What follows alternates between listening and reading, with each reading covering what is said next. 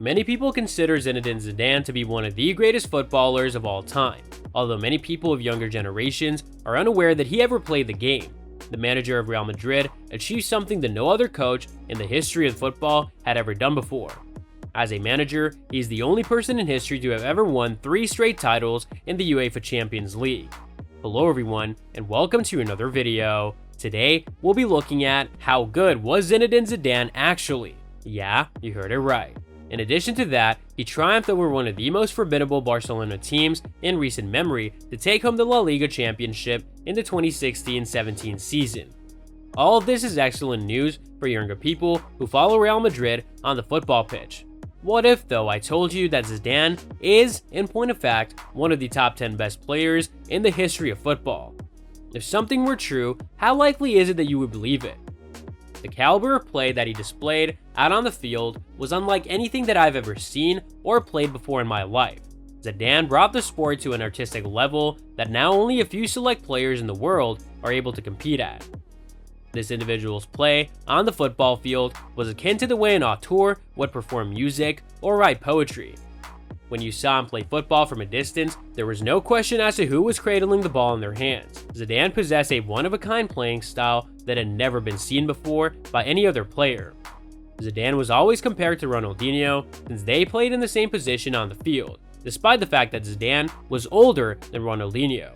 One was widely considered to be one of Barcelona's most iconic figures from the new millennium. The second one is widely regarded as Real Madrid's most significant historical figure during Florentino Perez's tenure as president of the club.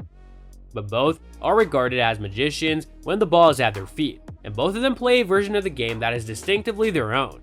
When you watch them perform on the field, it made you feel as if you were capable of doing things that they did.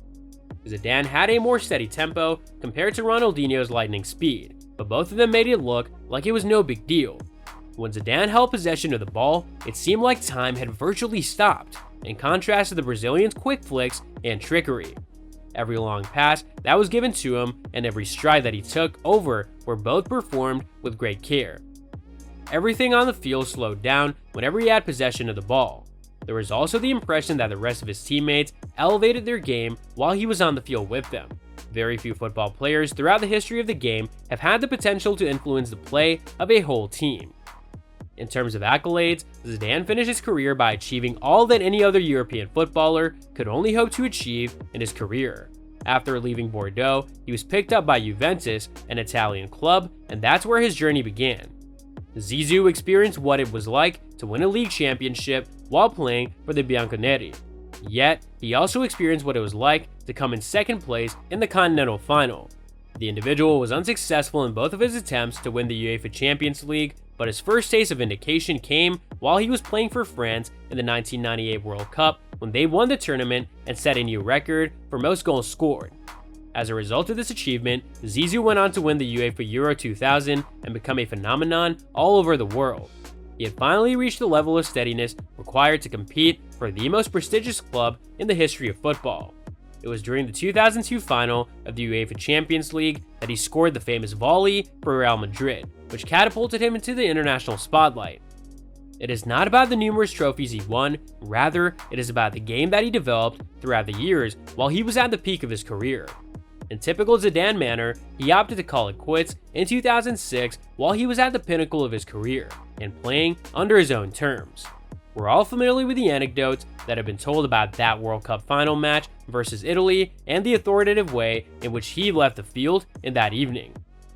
Even though Zizou did not win that trophy, he still finished his career as the top player in the world. What he accomplished out on the field must not be forgotten, even if he's successful in all of his managerial endeavors as well. So that's all from today's video. If you enjoyed it, remember to leave a like, subscribe, and ring that bell icon so that you never miss our upcoming videos. And don't forget to share your thoughts in the comments section down below. Stay tuned, and we'll catch you in the next video.